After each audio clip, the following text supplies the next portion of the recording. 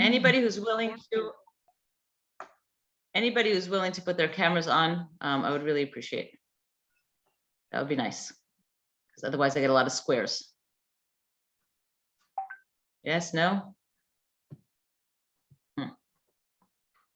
Thank you, Eileen. People are shy. Well, so am I. I'll turn off my camera too. Then what? Okay, so let's start. I don't know who's here. I know two people are here. Everybody else could just have signed in and left, for all I know. So I'm speaking right now to Eileen and to Adele, which is great. Okay, here we are. All right, so last week, thank you. Last week, when we started this, we looked at the beginning of the story, and we saw that this is not actually the Yosef story. We saw that this is the Yaakov and family story, right? Way back many centuries ago. Yaakov and family story, and that is why we have not only the story of Yosef in it, but we also have the story of the brothers, and we especially have the story of Yehuda in the next parak, Yehuda and Tamar. Okay, so this is a story of how the family, as a family, moved to Egypt, what got them from point A to point B, and I think more importantly for our purposes is how they started off being a family full of strife, and they ended up a family reconciled to some extent in Egypt, and that's how we thank you, Gabi, and that's how we started off the Galut Mitzrayim. Okay, so that's one thing that we saw, and we that we got from Elet Toldot, right? And then we saw that there were three reasons why at the beginning of the story. Oh, sorry, one more thing. Backtrack. Cancel. We saw three reasons why the brothers were not happy with Yosef. At the beginning, they couldn't dabero l'shalom, they could not speak well of him or with him. And afterwards, they hated him, and afterward, they hated him even more. And we saw that the Torah gave us three reasons for this. The first reason was that he tattled on them, right? And we didn't know, when we looked at Ro'eh et Echav Batzon, we didn't know who the factions were, who the coalitions did he tattle on? Everybody? Did he tattle only on the older brothers, the Bnei Le'ah? Did he tattle only on the Bnei Ashvachot? Was he friendly with any part of them? Was he friendly with none of them? And he was with Yaakov against everybody. It was unclear from the Psukim, but it was clear that he said Dibatam Ra'ah. He brought some sort of bad news, tattling of at least some of the brothers, if not all the brothers, to Yaakov. Good. So that was one reason why they didn't like him. And the second reason, second two reasons we're going to look at today. The second reason was because he was favored by Yaakov, right? Yaakov made him this coat. We're going to look at that. And the third reason was because of the dreams. All right. And I told you that last week, I told you that the dreams obviously come up big time in the story later on. And the fact that Yaakov loved him and the coat comes up again. And I asked, why is it that the tattling was mentioned, because that does not seem to come up. Good morning. Somebody actually walked into the room. That's great. I'm not talking to an empty room. Thank you. Hi. Hi. Have a seat. I'm not Nava. I am Nava. And I'm in the middle of class now. Sorry? I'm Bernice. You're supposed to help me.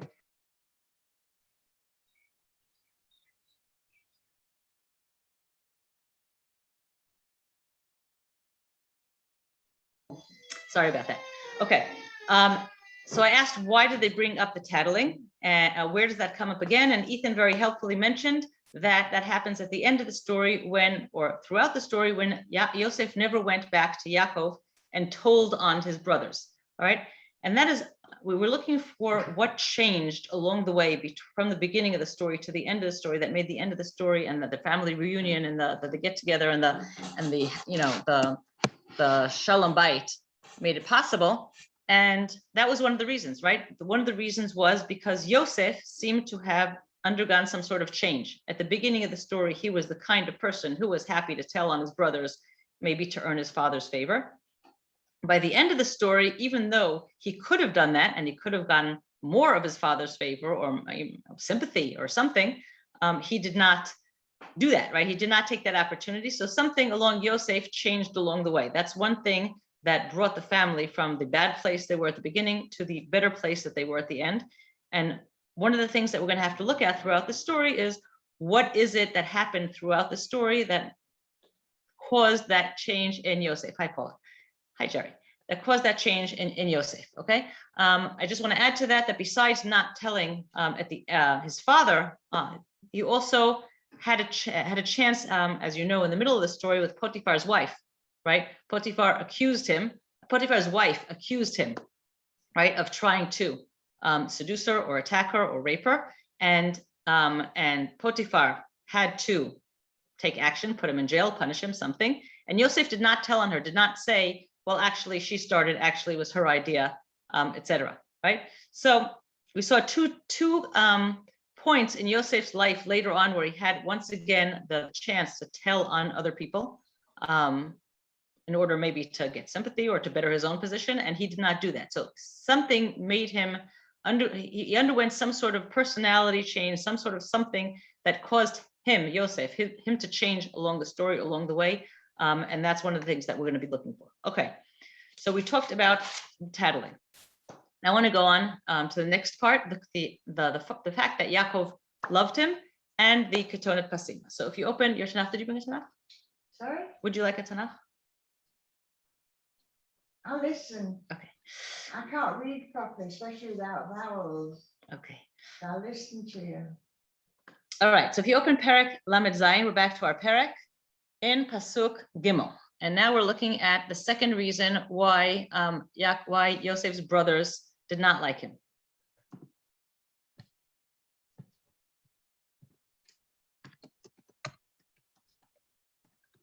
Okay. V'Yisrael ahav et Yosef mikol banav kiven zkunim hu lo ve'asa lo kotonet pasim.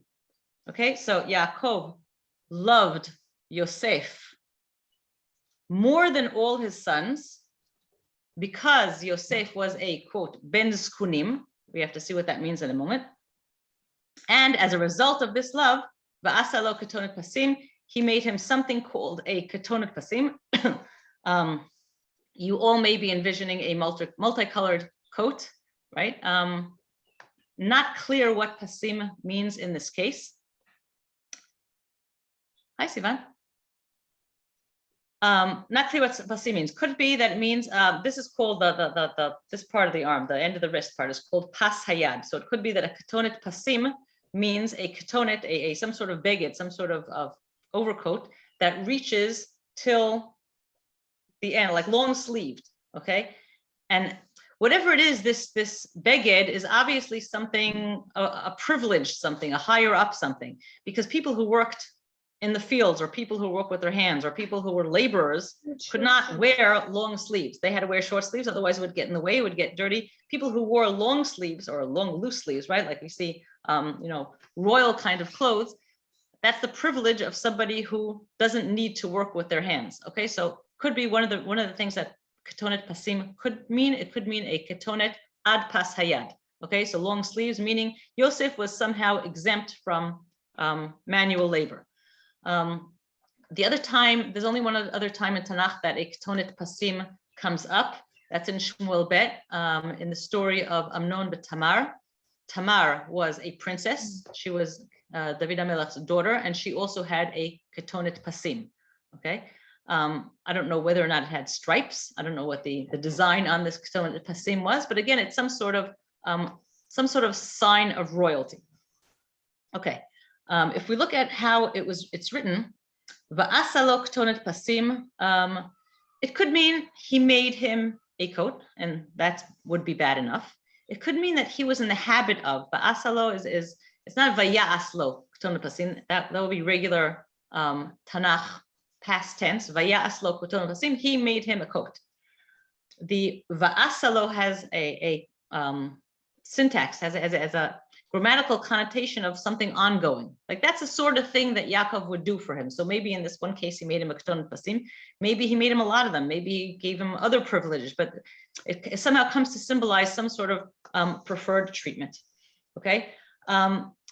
It's interesting though, that if they want to use as an example, what is it that Yaakov did to show preference for Yosef, and they're using a beged, they're using an article of clothing, okay? Why would an article of clothing, for example, be a bad choice for for showing preference to somebody? It's very in your face. It's very there. Okay, first of all, it's very, very in your face, right? It's not like he quietly gave him some, I don't know, private tutoring, or he put him on the extra on the Yerusha, right? If Yosef walks around with this Ketonet Pasim, it's really in everybody's face. It's an announcement that's saying, look, Abba loves me better than he loves the rest of you. Okay. Comfort, shelter. Okay, those are good things, right? That's, Jerry says, that a beged gives you comfort, gives you shelter. That's the purpose of a beged, right? The purpose of beged is to protect you, right? From elements, from whatever. So maybe giving him a beged is showing him, I want to shelter you and protect you more. The downside to a beged is that a beged is temporary, right? Just as easily as you can put on a beged, you can take off a beged. And if you actually look at how children develop, from age, I don't know, 3, 4, whenever they start clothing themselves, they take off clothes a lot easier than they put them on first, right? Clothes are much easier to shed than they are to put on. And if you look at other cases we have in Tanakh, for example, where beged appears, if any of you know the story of Shaul, right? When Shaul is divested, and I guess that's a good word for it, right? Divested. Shaul, I apologize. When Shaul is divested of his melucha, right? The first thing that Shmuel does is tear his coat, right? Because you no longer deserve that showing of rank, right? When Megillat Esther is a good example also, right? When they wanted to show Mordechai kavod, one of the things they did is levush malchut, right? They gave him these clothes, and when he didn't have the levush malchut, when he was mourning and he was bilevush sak,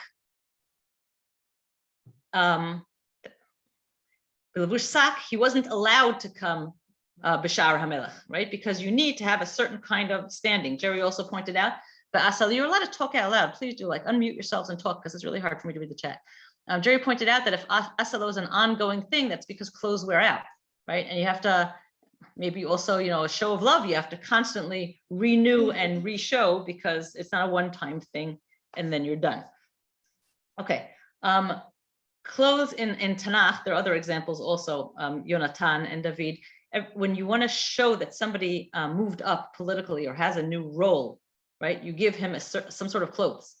And that's what Yaakov is doing to Yosef. He's giving him some sort of new stature, right? From now on, you are this, and this is whatever this is, it's elevated over the other brothers. Okay, good. So that is the Ketonet Pasim and the fact that Yisrael loved Yosef. Okay, but why does Tanakh tell us that that Yaakov loved Yosef best? What is the reason for that? Now's a good time to unmute yourselves and talk. This is an easy question. They said because he had him in his old age. No, it didn't. No, it's a translating. Oh, I'm translating it. You're translating. Yeah, fair. Okay, so what does it say?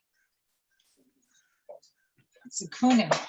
Ben's kunim hulo. Okay, he loved him because Ben's kunim hulo. Okay, so let's talk a minute about the old age business. Okay, let's look at this. Second. One. Oh, I don't know how to do this. Did I share? Yeah. Do you see this? Okay, I don't know how to do it on, how did I get on the full screen? Yes. I know it's on the bottom, but I'm blocked by something. You see it. I will do it. I will figure it out. Got it. Okay. So Rashi gives three different things. Three different explanations for Ben Zkunim. The first one, Paula said, Ben Zkunim, shenolad lo le'et ziknato. Okay, we're going to very soon skip to the next slide, which has some math on it, and we're going to see the numbers, the ages of who was how old when. Okay, but if you look at Perek Lamed Dalid, no, Lamed.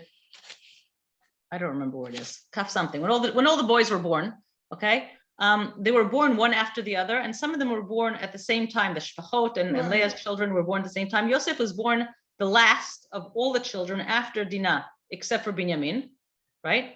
But according to the numbers, we'll see they were all born within 7 years of each other. So when Yosef was born, the oldest, Reuven, was 7. I don't know how much that counts as a ben zkunim. Usually when you talk about ben zkunim, you're talking about someone, after a long break from the other children, right? Or something that stands out. Yosef was just the last one in line, okay?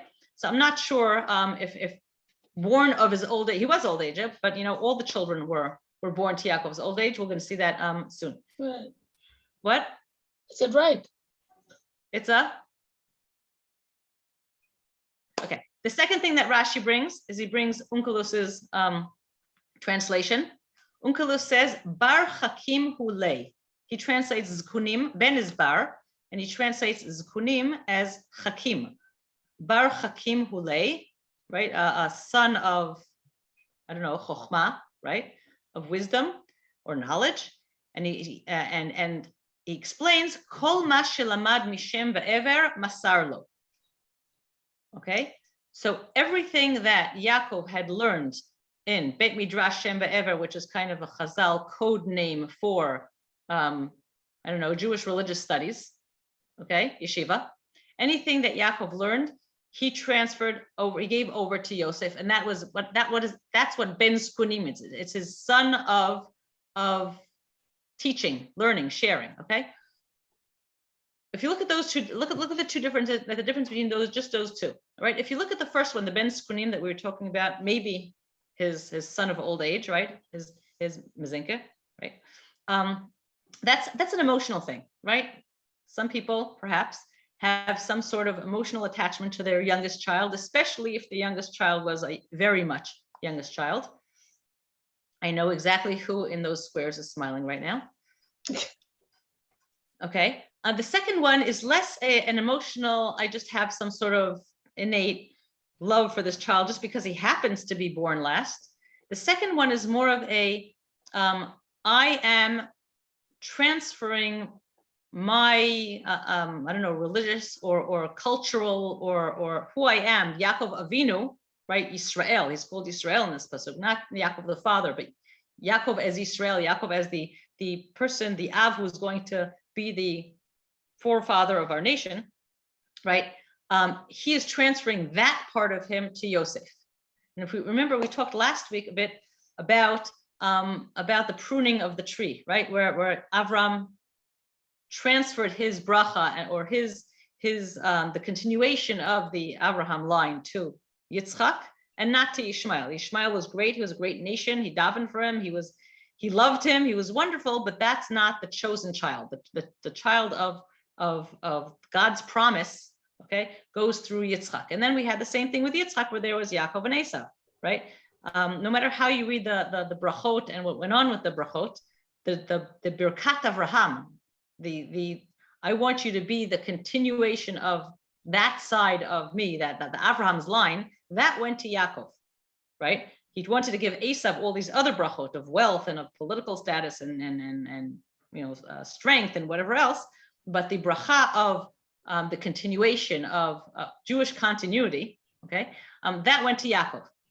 And here Onkelos is saying maybe that's what Yaakov was doing with Yosef. Again, we said last week we didn't know, or Yaakov at this point knew that he was the chosen one, but he didn't know if he was supposed to then choose one of his sons, because who knows how long this goes on, this pruning business. And maybe he was supposed to choose one son to continue the line, right? The covenant, the line. And he chose Yosef. Okay, so that is what Onkelos is suggesting. Maybe that's why he loved him best, because he saw in him his spiritual continuation.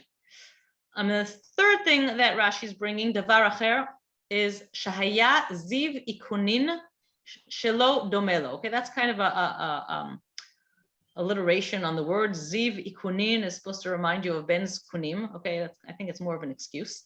Okay, but what the third explanation in Rashi is Yosef looked I guess, the spitting image of Yaakov. He just looked like him physically. Okay, this is Yaakov saw himself in this child. Okay, and I guess that may also, similar to the Ben Skunim, even if he wasn't a Ben Skunim. Okay, there's something about a child who looks exactly like the parent, and the parent has to feel, I think, usually feels more of a connection to a child that he really sees himself in him. He says, "Oh, look, that's me. That looks like me. My baby pictures, or that was me when I was 5 years old." Right? There's some sort of extra connection there, which the other brothers didn't share. Okay, that was some special thing that Yaakov had with Yosef. Right? If we look at the three explanations of Rashi, let's pick any of them. If any of these three are true, right? The fact that he was Ben Skunim, the fact that he was his spiritual heir, or the fact that he looked like him a lot. Do any of them would any of them constitute criticism of Yaakov for loving Yosef in that way?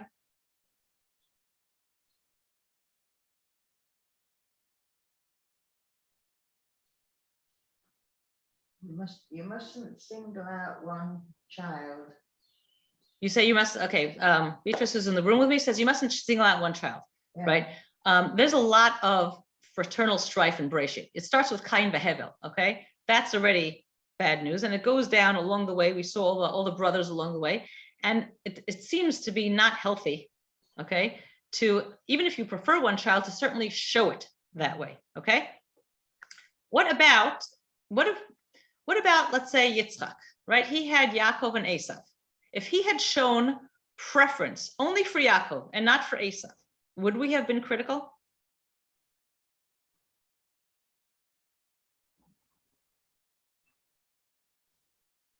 You guys have to Maybe talk. not I'm not as- talking for an hour and a half. Yes, Paul. Maybe Esav deserved to not be, we see bad traits in Esav. So maybe he What did kind of, Esav do to deserve not to be treated well? Got bad Yeah. publicity. What? yeah, really, it's He not. has bad publicity. He had bad publicity, but that's Chazal. That's later on. Tanakh doesn't say anything bad about Esav. True. I Yeah. like Esav. Okay, Tanakh does That's not the say point. anything bad about Esav. He was hairy. He was a hunter. Okay, so He loved you. and Esav. we learned later on Esav that he did a lot of kibbutzav, right? He was the one who stayed with Yitzchak for all those years and took care of him. When they buried him, he was he's a good son. Okay, so we don't like Esav for whatever reasons. Chazal don't want us to like Esav, but I think if given that, had we heard that Yitzchak preferred Yaakov, we would have said, okay, he's supposed to prefer Yaakov, right? That is the child of continuity, and that is who he's supposed to prefer. God told him so, right? He's the eldest son. Yes, I think- Yaakov and Esau were twins. yes. Who was older? That depends if you consider the Bechora sale a legal sale or not. I don't know.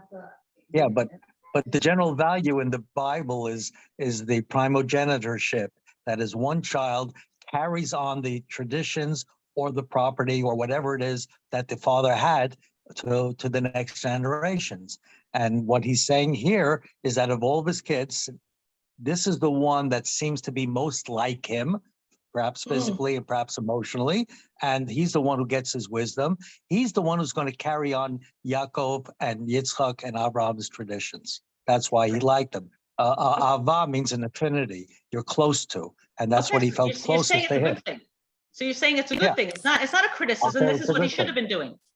It's a necessary thing because clearly having the Bechorah is important. Look what they did with the sale of the Bechorah. It was important to buy it. Except try to buy Shelley, it it's even. very interesting that you keep saying primogeniture and Bechorah, because if you look at Bereshit, it is the Bechor who always loses out. Right. Well, So you'd that's expect the him But to the Bechor show is the all one this who favoritism to inherits and Reuben. all the rest. Yeah, The well, that Bechor is shows- in the old the Nachtan. The Bechor is the one who inherits, and all the others are sent away. Like you can look at Bnei Avraham, who got the matanot and went away. They were Right. not part of the fact that Ishmael came back to bury him is not so obvious. Okay, but he was the Well- oldest, Ishmael. He was the oldest, So the but he oldest wasn't the was one sent who away. So you're saying inherited. But Sivan, you're saying the officially, opposite.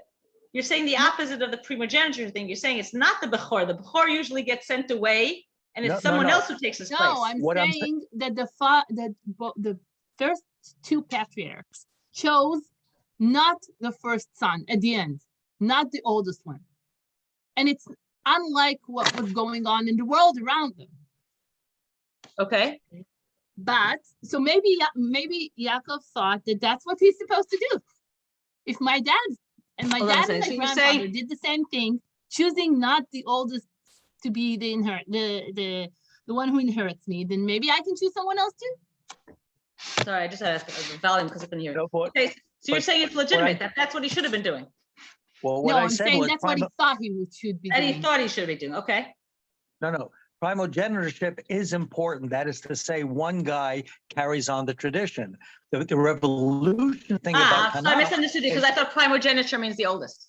the oldest. And here, the revolutionary thing about Tanakh is that the one who carries it on is not necessarily the one who's born from, but the one who That's merits fantastic. it, And who you know what, deserves it. let's go there for a minute.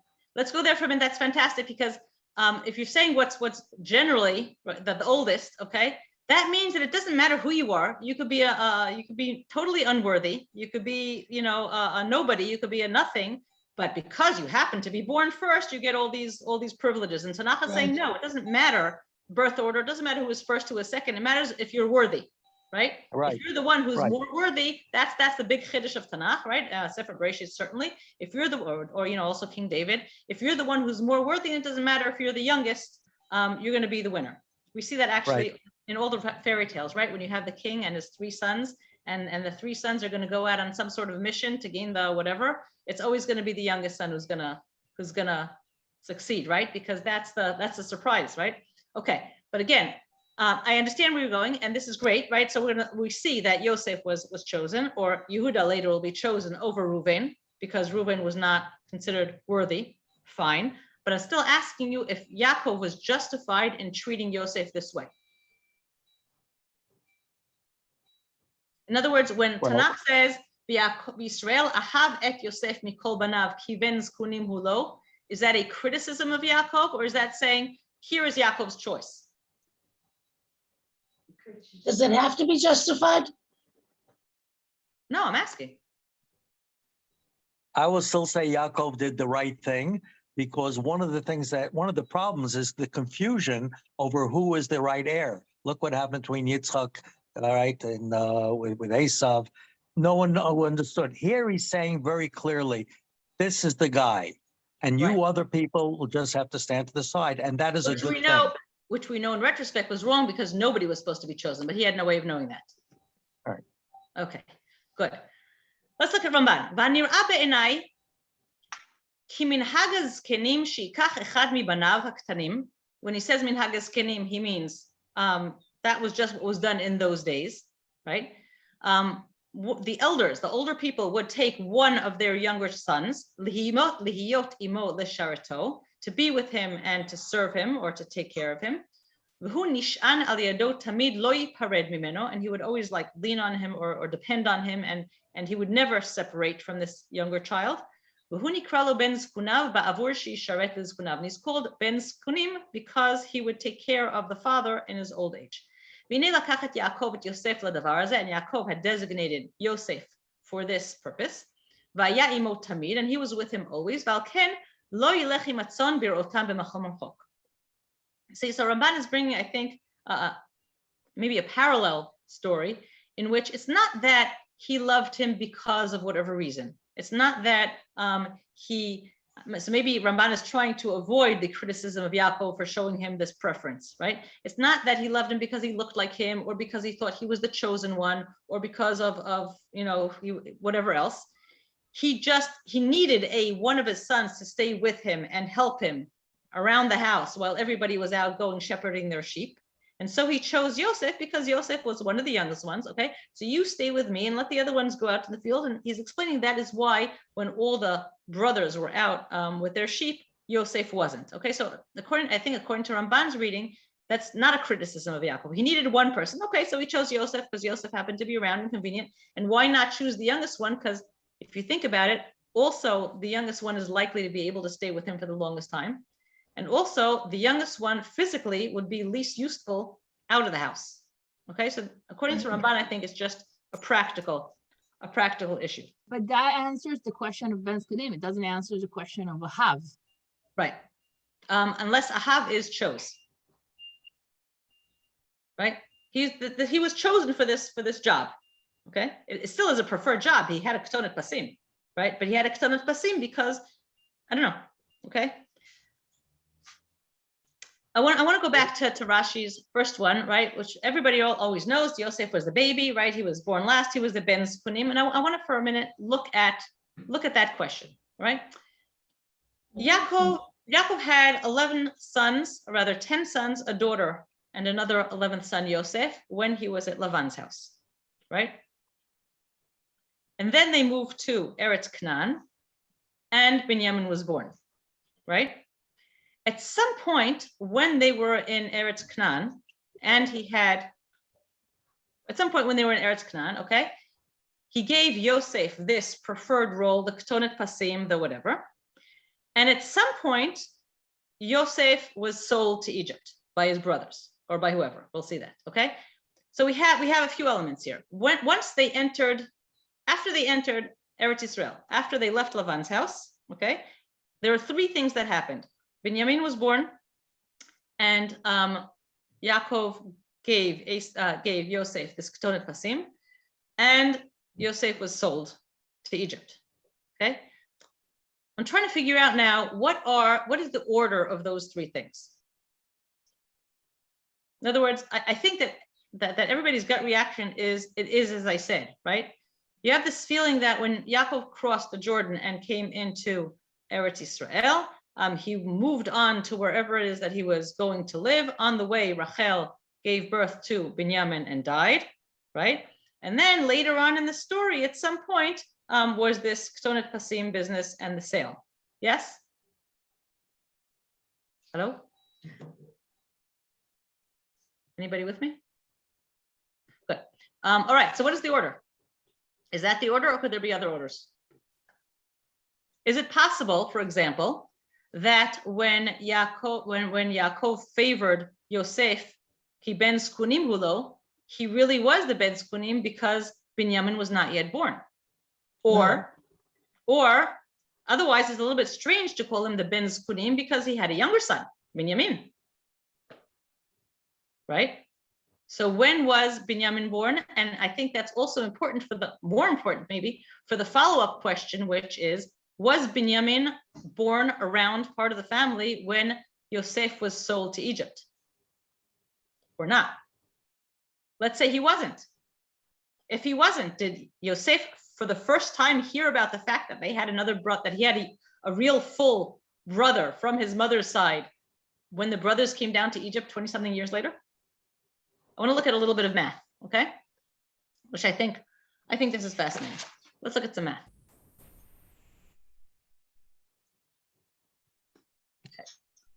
Let's look at the first. Oh, I didn't share. I know. I have to keep doing that. I'm sorry. Hold on. Okay.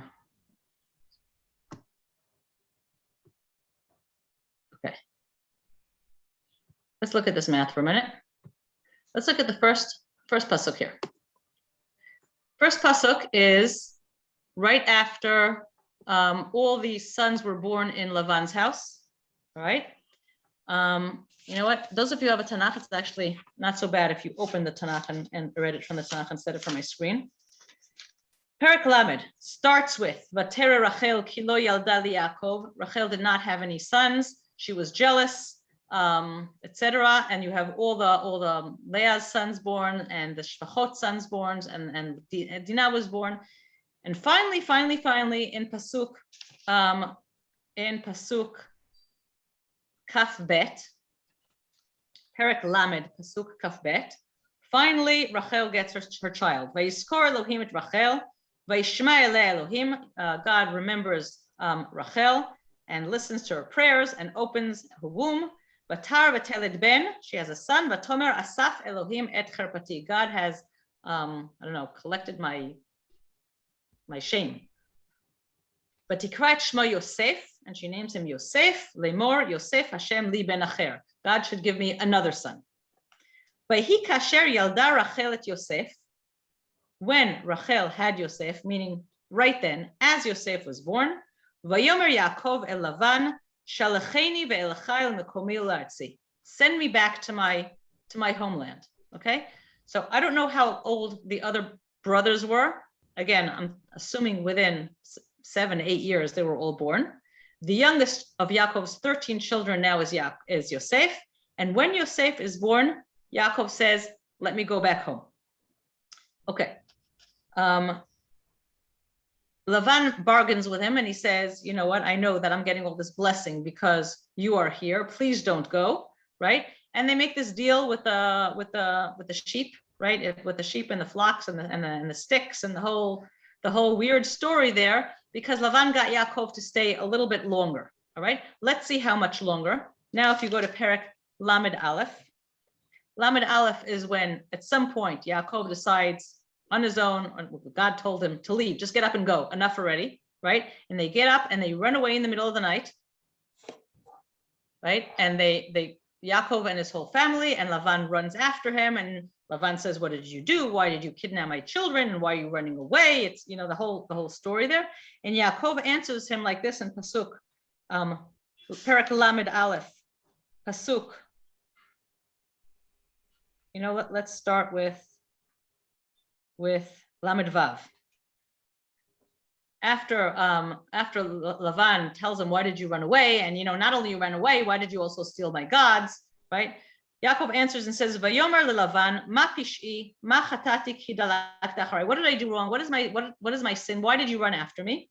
Ki mishashta et kol kelai, you went through all my stuff, and what did you find? Etc. Pasuk lamed chet, ze 20 shana anochi imach. Rechilecha v'zech, I was in your house for 20 years. 20 years, right? If you look in Pasuk Mem, he spells out what happened during those 20 years. Zeli esrim shana bebeitecha. I have been for 20 years in your home, says Yaakov to Lavan. Avadaticha 14 shana b'shnei bnotecha, v'shesh shanim betzonecha. And then he goes on to complain about, you know, about how Lavan maltreated him, whatever. He says, for 14 years, I worked for your daughters. Remember, at the beginning, the bargain was, I will work 7 years for Rachel, and he worked 7 years, and Lavan tricked him, and he gave him Leah, and then Lavan told him, work for me another 7, and then I will give you also Rachel. He gave him also Rachel. So for 14 years, he worked, and 6 years, he says, I worked for Tzonecha, for your flocks, okay? Those 6 years that he worked for the flocks were after he finished with the wives and family, right? Which means the flocks, we said, with the sticks and the whole kind of deal, right? Those 6 years were after Yosef were born, right? Because we said we had 14 years in which all the kids were born and etc. And Yosef was the last one, so maybe 14 years, not 8, okay? 14 years, no. Here we go. Here's the proof, okay? The first 7 years that Yaakov worked for Lavan, he was not married to either of the sisters. Right? Which means that he had all his children in the second 7 years, with Yosef being the last one. All right, so there's your proof that all 13 of Yaakov's children were born in those 7 years. Right? Plus, and then Yosef was born, and then he worked for another 6 years to build himself up with the flocks, with the sheep, right? And then, this is the story when he's running away, and then they have the whole treaty, and then they make up whatever they make up, and they split ways, and Lavan goes back home, and Yaakov continues to cross the Jordan toward Israel, right? So how old was Yosef when Yosef made Aliyah? No, 3. But he wouldn't have been able to. 6 or 7. Yeah. 7 or 8. Who said what? 7 or 8. Think again. 6 after or 7. 6. He was born in after 14 years, and after 20 years, they left. That's 6. So 6. Right? You all see that? 7 years Yaakov worked. 7 more years he had all his sons. At the end of that second 7 years, which is at the end of 14 years altogether, Yosef was born. So at the end of year 14, Yosef was born. At the end of year 20, they left. So he was 6. Right. Right? Okay. He was 6 and they entered Israel. No Binyamin, right? He's the youngest. Now Yaakov has 11 sons. Yosef is the youngest and he has Dinah, and they enter the land. Continue with me in your Tanakh, please. If you look at, we are, let's just go quickly, all right? He enters, and the first thing that happens is the story with Esav, right? He meets him, and he's afraid he's gonna kill him, and he gives him all these gifts, and he doesn't kill him, and shalom, good. And then in that's Perek Lamed Bet Lamed Gimel, and then in Perek Lamed Daled we have the story with Dinah and Shechem, right? That Shechem took Dinah, right? Raped Dinah, and the whole story. The brothers killed the people of Shechem. That's Perek Lamed Daled. And then you have in Perek Lamed Hey, Vayomer Elohim El Yaakov, Kum Ale Beit El, V'Shev Sham, V'Aseh Sham Mizbeach. God's telling Yaakov, get up from where you are, move somewhere else, move to Beit El, relocate. And Yaakov does that, okay? And then you have another Ait Galut, whatever. And then you have, where is Binyamin born? Binyamin is born at the end of Perek Lamed Hey. Yeah. Okay. Pasuk Tet Zayin, Perek Lamed Hey, Pasuk Tet Zayin, Vayis'u mi Beit El. After they were in Beit El, and they stayed there for we don't know how long they lived there. After that, on the way to Vayis'u mi Beit El, Vayhiod Kivrat Derech LaVayifrat, on the way to Efrat, which was their next stop. That's when Binyamin was born and Rachel died. Right. So quick synopsis, they came into Israel. They met Esav, that took no time. Okay, that could have been the same day. But after that, they moved to place 1. They moved to Shechem. There was the story with Dinah. They moved to Beit El. They moved away from Beit El, and only then was Binyamin born. Right? Right. So how old was Yosef when Binyamin was born? Don't know. Right? Maybe he was 13 when Binyamin was born. Maybe he was 19 when Binyamin was born. We don't know how long this whole story took. Okay? But I want to show you a little bit more math just because we had it.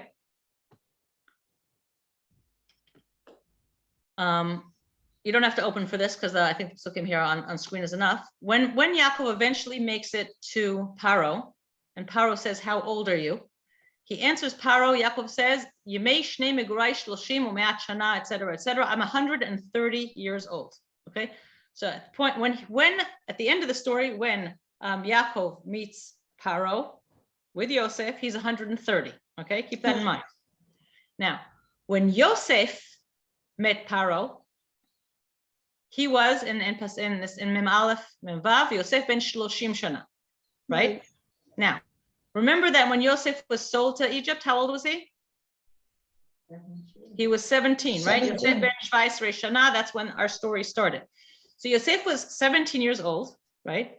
And he met Paro after the whole Potiphar and the whole the jail story, everything. He met Paro when he was 30, right? So he was 13 years in Egypt before he met Paro, right?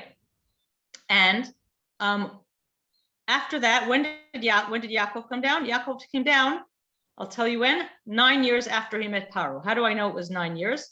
Because there was 7 years of the good years, right? There was 7 years of the good and 7 bad. So after he told Paro about his dream, there were 7 good years. And then the bad years started. And then we hear in Memhei,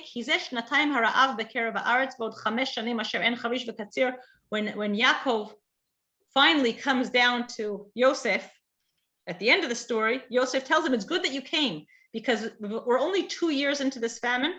There's still another 5 years to go. Okay, so let me go backtrack a bit. Okay, Yosef was 17. 13 years later, he made it to Paro. Then there was another 7 good years. Then there was another 2 bad years, which is 9, right? Sorry? Which is 9. And then Yaakov came down. And then Yaakov was 130 years old. So if we add it all up together, we have 17 plus another 39. right. He was 39. And if you detract that from Yaakov's 130 when he met, when he came 91. down and re-met Yosef, if you do the math, 130 minus 39, Yaakov was 91 years old when Yosef was born. Okay? That's just kind of, I thought I'd share that. Okay, so Yaakov was 91 years old when Yosef was born. We don't know how old he was when Binyamin was born. Now, why am I saying that? Let's say, given the whole story that we said before, let's say he was, I don't know, 15 when Binyamin was born, okay? So when Binyamin was born, he was 15, and that is, let's say, when Yaakov did the Ketonet Pasim.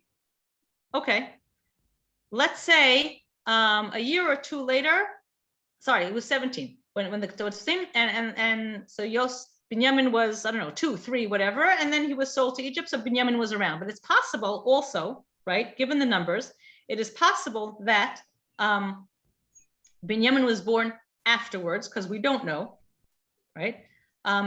He is called Ben Skunim. If he's called Ben Skunim, even when he was 17, it could be that Binyamin was not yet born. They were in Shechem, they were in Beit El, they were whatever. And then when the sale happened, right? Binyamin was not born, was not aware of it, and Yosef didn't even know he had a younger brother until he came down to Egypt, okay? Until Yaakov came down to Egypt. And I think that gives a little bit of a twist to the story. Not only, Jerry, I'll show you him again later. Not only it's like, oh, we didn't realize that, but if Yosef thought he was the only one of Rachel's sons, right? Because that's who it was, right? So who did Yaakov have? He had Yosef. He had 2 wives, the Shfachot, right? Zilpah and Bilhah. And he had Leah and her children, right? So maybe when Yosef went down to Mitzrayim, he realized, okay, the Shfachot, they're not going to be the chosen ones. I'm not going to be chosen one. So maybe it is Leah, the first wife. After all, one of her kids is going to be the chosen one. So that gives I think a little bit of a twist to the story. Question. Okay. I have a question. Yes. Were the children who started all this business against Joseph the children of the Slavchot or the children of Leah? We don't know. We know who started the business of let's sell him or let's kill him, because we're going to see that soon or next week. Okay, that tells us explicitly whose idea it was. Okay, it was Reuven, it was Yehuda. The other ones don't really talk very much in the story. Okay. Question. Yes, Lance. If Benjamin was that age, was young, how could he go down to Egypt with 10 sons? That is an excellent question, right? Because we know that when it tells us Shivim Nefesh Yardu Mitzrayim at the end of the book, among the Shivim Nefesh are Binyamin's 10 kids. So how could it have been 10 kids if he was so young? But again, he wasn't so young because remember that once Yosef was sold, nobody came down for another 22 years at least. Sorry, more than that. Ah, okay. Right? Okay, there were 13 years plus the 9 years, that's 22 years. Right? Okay. Right. Thank you. Besides the math and all that, I don't know by heart, but it seems I remember that Yosef inquired about, is there another son or something like that, that he wanted to. So if he didn't know Binyamin existed, why would he ask that? Or did he? Am I just? We'll get to that. We'll get to that. Okay. Okay, good. All right.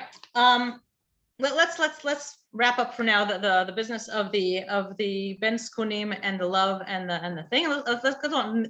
What is actually the main part of this, at least this parak, which is Yosef's dreams. Okay, the Yosef's dreams are clearly the main reason why his brothers couldn't stand him. Right? Yosifu od senoto. All right, they hated him for his dreams, and I want to look a little bit at these dreams now. All right, so let's go back to our parak, parak lamed zayin. We are now in pasuk hey. Vayachalom Yosef chalom Vayaged le'echav v'yosifu od sno oto. Yosef dreamed a dream, and he told it to his brothers, and they hated him even more. Okay, why did his brothers hate him? He was showing off In what way was he showing off? because he put himself as the king. Look at me, I got this fancy coat. Now I'm going to be It the doesn't say anything about the code in this pasuk. But that's why they hated him originally. That's the original. But why do they hate him even more now? Why is it vayosifu od senoto? What do they hate him about? He's flaunting it, What is he flaunting? that he's the chosen one. It doesn't say that. So I'll it read it doesn't again. have to be said. Oh, well, I'll read it again. V'yachalom Yosef chalom v'yaged le'echav v'yosifu od senoto. According to the pasuk, what is it that they hated him for? They're gonna have to bow down to him. Content of the dream. Sorry, what? The content of the dream. Where's the content of the dream? Well, they knew it because he told it to them. He said, Well, we're not up to that yet. That's going to be later, right? Vayomer lehem shimuna chalom hazeh asher chalamti, and then he tells them the dream. Okay. I agree. Okay, I agree. Obviously, the pshat is that he hated them. They hated him for the content of the dream, right? That's pshat. But I just want to point out that the subtlety of how the story is being brought to us. The first thing that we hear is he dreams a dream, he tells it to his brothers, right? And they hate him even more. According to the way this one pasuk is written, the way it is written, it seems like they hated him not for the content of the dream. That's going to come soon, okay? But the fact that they preface this without telling us, the readers, we don't know what the dream is. We only read this. We already had a dream, and we read that he told it to his brothers, right? We don't know what the dream is. It seems like they've reached the point where they hated him just for telling them about the dream. If you look at all the times that dreams are told about in Tanakh, it's always l'saper. The verb is always l'saper. L'saper means I'm going to tell you what happened in my dream. Here it's not v'yisaper le'echav, right? It's v'yaged le'echav. All he had to do was tell them that he had a dream. Hey, listen, guys, I had a dream. That's all that happened in pasuk, and they already hated him for it. Okay. Now, I want to think a minute about dreams. All right. What do we know about dreams in Tanakh or in the ancient world? Where do they come from? Are they internal? Are they, just, Freud, right? Are they, I was thinking about this stuff all day, or what? The messages from Hashem. Or it could be some external thing. It could be a nevuah, right? We'll go back to Tanakh in a minute. If you go later on to Chazal, right? I didn't put this on a screen for you, but in Brachot, in Masechet Brachot, in Daf Nun Hey Amud Bet, which is the whole section where the Gemara talks about dreams and what dreams mean, kind of bizarre, all right? But one of the things that one of the Tanaim says there is Ein Marim Lo La Adam Ela. Do you hear that? Is that really loud? Yeah, I know. En Marim Lo La Adam Ela Mehir Hurei Libo. That a person is not shown in his dream anything but things that he was thinking of, which is kind of the modern psychological concept of dreams, right? You think something, it's in your subconscious, it has to come out somehow. That's where it comes out. It comes out in your dreams. And if that's true, then let's say we're going to see soon that Yosef dreamed greatness for himself, and soon we're going to see whether or not that's true, okay? But if he dreamed greatness of himself, according to that explanation, according to that concept of dreams, then he was dreaming greatness about himself because that's what he thought, right? He walks around thinking, hey, I have this cool coat, right? I'm obviously the chosen one. I'm going to be greater than all of you. And then he goes to sleep and he dreams it, right? And if that's true, it's pretty clear why the brothers would be upset at him. Now, if that is true, that again, he dreamt this because that's what he thought, right? We're going to say, I didn't read the psukim yet, maybe I should have, but his father was also seemed to be upset at him, right? Aviv shamar et hadavar. Yaakov did not back him up. Now, if it's true that Yaakov has designated Yosef for greatness, and Yaakov had showed him favoritism, and Yaakov had given him this coat, and Yaakov sees in him his spiritual heir, right?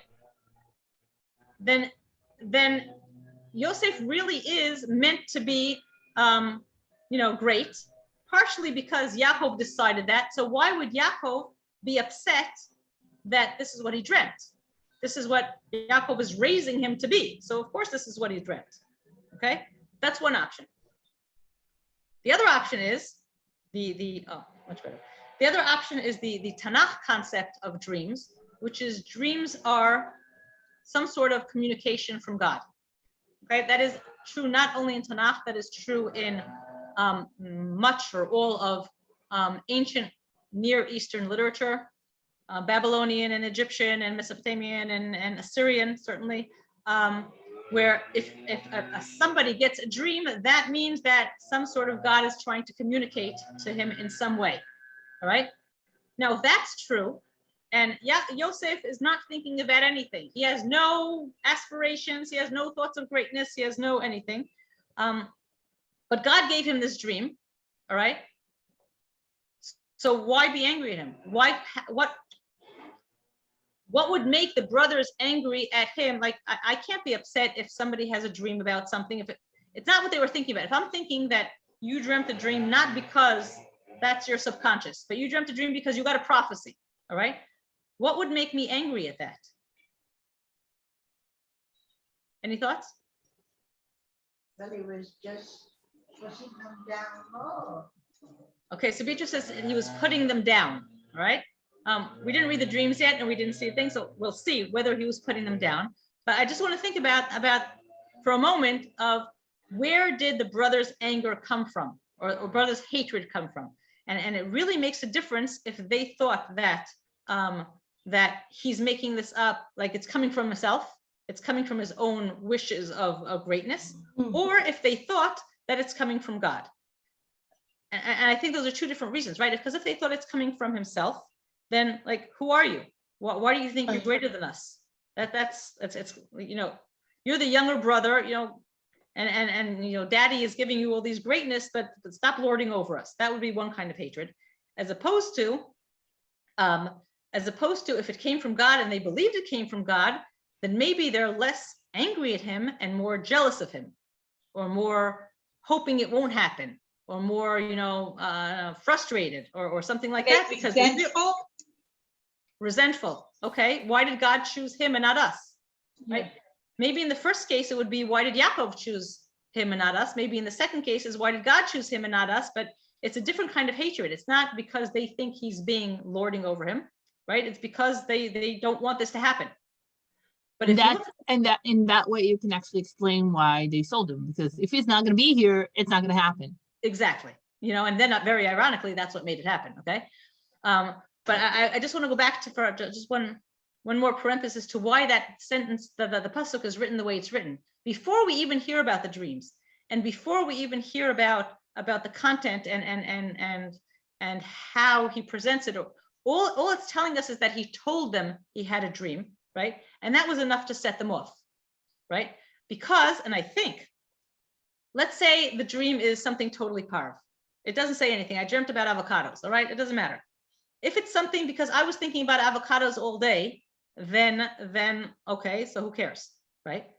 But if I'm thinking about something and I'm dreaming about something because that is God's way of communicating with me, because if you get a dream, certainly a dream that's worth telling about, that's something that God gave you, that's already, I think, more easy to understand why the brothers were already being resentful, even before hearing what the dream meant. Just the fact that they know that God chose to speak to their younger brother and give him some sort of message of whatever, forget about the content of anything, okay? That is already a reason to resent or to be jealous, right?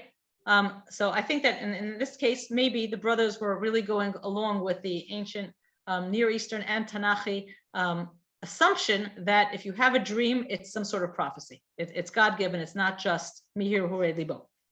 Okay, let's see. Yeah. But why did Joseph tell them the story? The dreams. Okay. So what was the point? why did Joseph tattle in the first place on his brothers before that he told the dream, right? Right, and then why did he tell them the dream? Okay, so it could be like maybe you're hinting that this is a criticism of Yosef. If Yosef believed, first of all, if Yosef thought of himself and he realized, I'm dreaming this because this is what I dream about all day, I want to lord it over everybody, right? Then he's just stupid for telling them. Mm-hmm. He's the youngest and he's the weakest, right? Maybe he has his father on his side, but that's about it. But if Yosef believed that, I wasn't thinking, where did this come from? This is a dream from God, okay? Then what is his motivation in telling them, right? It also seems like, here, it's not just me, I have this God-given mission, to whatever. And I think that's exactly what you have in the word vayaged, as opposed to visaper. He's not just parav coming to, I want to tell you what happened. He's like, oh, I want to tell you what happened, right? He's coming, that the point is to say, I had a dream. That is the point, right? And I think that this is part of the beginning of Perek Lamed Zayin, or the beginning of the entire story's character sketch of Yosef, right? Just like we heard, he was tattling on them, and maybe even maybe like we said here before, the problem was not that he made him a k'tonet pasim. The problem is that it's so in your face. If Yosef was walking around with that k'tonet pasim, if any of you read the book Joseph and His Brothers by Thomas Mann, and if you haven't, you should. Okay, he fills in all the details, and he really brings that to life. Yosef was walking around with this, and just by walking around with this clothes, not saying anything, that was already enough to make the brothers upset at him. One second, Eileen. It's possible that he wasn't sure what the dream meant. Do I think it's possible that he doesn't show what the dream meant? Beatrice asked me, and that's an excellent question. We're gonna talk about that. Okay. Yes, Eileen, before I go on. Well, one thing also. No, Eileen, you have to unmute yourself. Cool. 1 second, Shelley. I thought I did. It's Yeah, I always did unmute bothered me. Oh, Shelley, hold on a second. Eileen.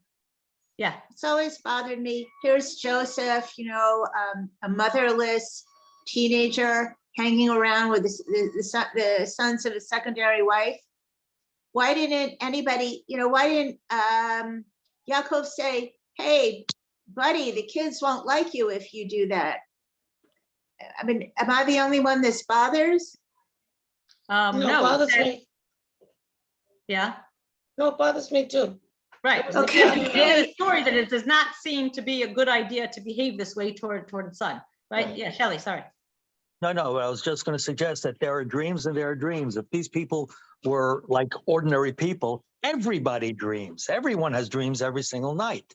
So there are some dreams, say 98% of them, which are internal, mihirurei halev. There are a few dreams that come from external sources, from gods or whatever, which serves as a form of nevuah. And what Yosef is saying is, I had one of those nevuah type dreams. That's what vayaged is simply saying. The dream that I have is not something from within me. It came from outside, and just announcing that he is so great that God's so worth talking to him. That's what drove them berserk.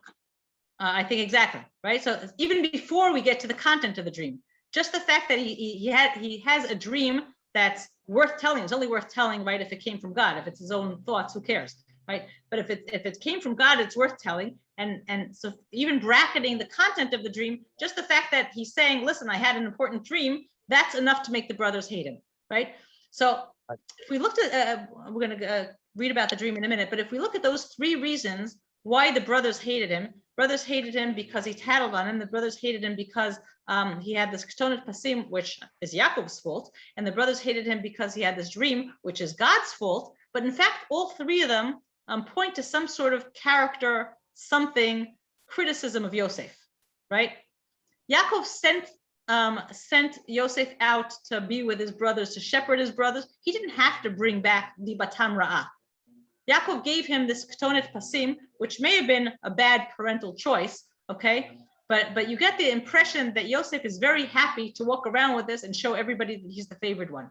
You get to the dream, which if God gave Yosef the dreams, if God gave Yosef his dreams, right? And it's a prophecy, he didn't have to first thing go and say, everybody, hey, look, I got a prophecy. I'm so amazing, right? I think we're trying, I think that what the story, these psukim are trying to do is set out a character portrait of Yosef, which is not completely flattering, right?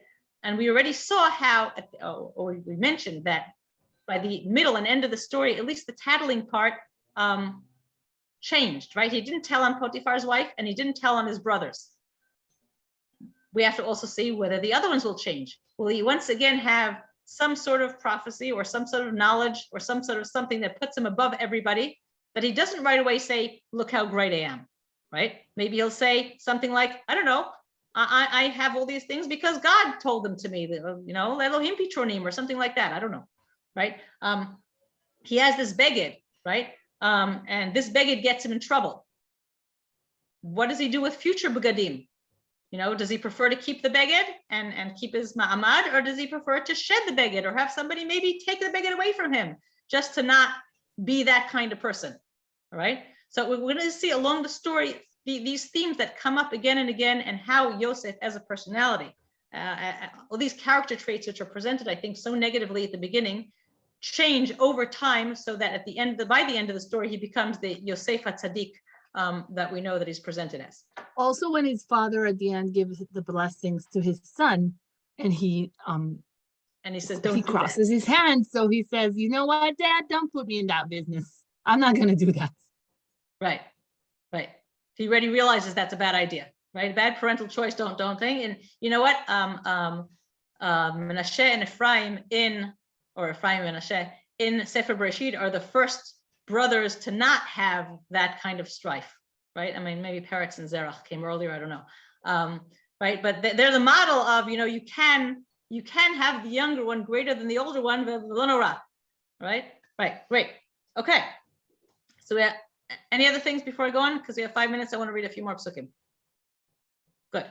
All right. Now we'll hear what the dream is. Pasuk Vav. Vayomer alehem.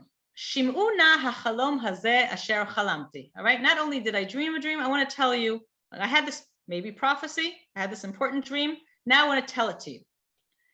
V'hinei anachnu me'almim alumim b'toch hasadeh. Here we are gathering sheaves in the field. V'hinei kama alumati v'gam nitzava, and my sheaf stands up nice and straight. V'hinei tesubena alumatechem v'teshtachavena la'alumati. And your sheaves turn toward my sheaf and bow down. Okay, so what do we have? This is a semi-trick question, okay? Anybody who's brave, can you tell me, can you draw me a picture, like you're the Hollywood director? Can you tell me what I see? I'm Yosef. Can you tell me what I see in Yosef's dream? I'm warning you, this is a trick question.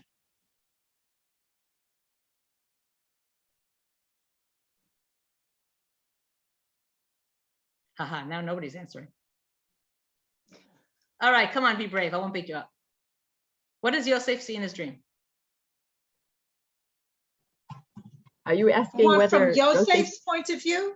What is Yosef interpreted as? Not interpret. What does he see? If I wanted to draw a picture of what Yosef sees, I wanted to put it in a movie. Here, I'm showing you, I put together a little video of Yosef's dream. Not the meaning of the dream, Esti, not what is he, how he interprets the dream, but what does he see in his dream? Are you He's asking the whether sheaves of Yosef wheat. himself was in the dream? Like, would you see Yosef looking at the stars, or would you just see the stars? That's what I'm asking. What does Yosef see in the dream? Okay. He sees a cartoon. He sees Yeah, what does he sheaves of see in wheat the cartoon? He sees wheat.